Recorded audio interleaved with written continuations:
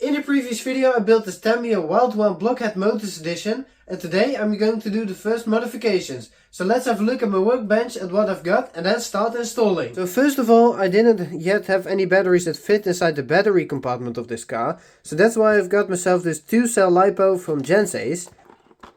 But as you can see, it comes with an XT60 on it, but the car has a Dean's connector. But it's a good thing there's an XT60 on here, because I run most of my lower voltage RC cars, like up to 3S Lipo, I run on XT60s.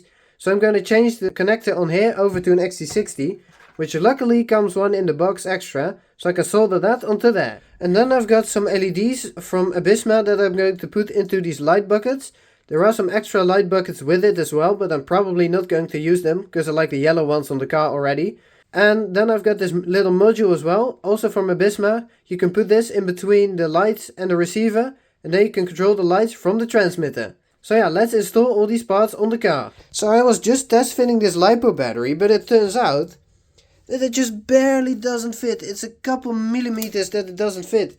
But according to the dimensions shown on the website, it should fit inside this battery tray. So what I'm going to do is I'm going to try to trim some little bits off of these plastic parts, and hopefully it will fit in there.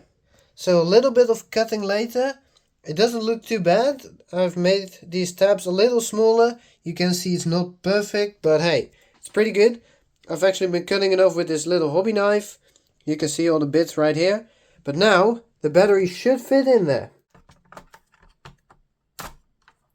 And voila, very nice. Now continue on with soldering the new connector on there. So I've actually taken off this little body panel from the front to gain access to the full wire underneath. Instead of it just poking out here, I can just get the full wire. And now it's time to cut off the old connector. Alright, now there's no going back anymore. So yeah, let me now quickly solder on this connector and we'll continue on. So the new connector is on there. Don't judge my soldering skills, it's not great, but the connector is on there. So let's plug in the new battery and give it a little test. First of all, the transmitter on, and then we plug it in. Seems like we have power. Yes. Just a battery repair for the moment. Yes, it works. Now let's install the new lights. That's a great start. Right, so here are the light buckets that come with it, and the lights themselves. And all the screws to put the lights into these light buckets, I guess. So obviously I'm not going to use these light buckets, because they're pretty cool, but I like the yellow ones on here. So yeah, let me fiddle around with these lights and getting them in there, and then I'll get you back on. So now I've got all the LEDs in the light buckets, and they can get installed onto the car.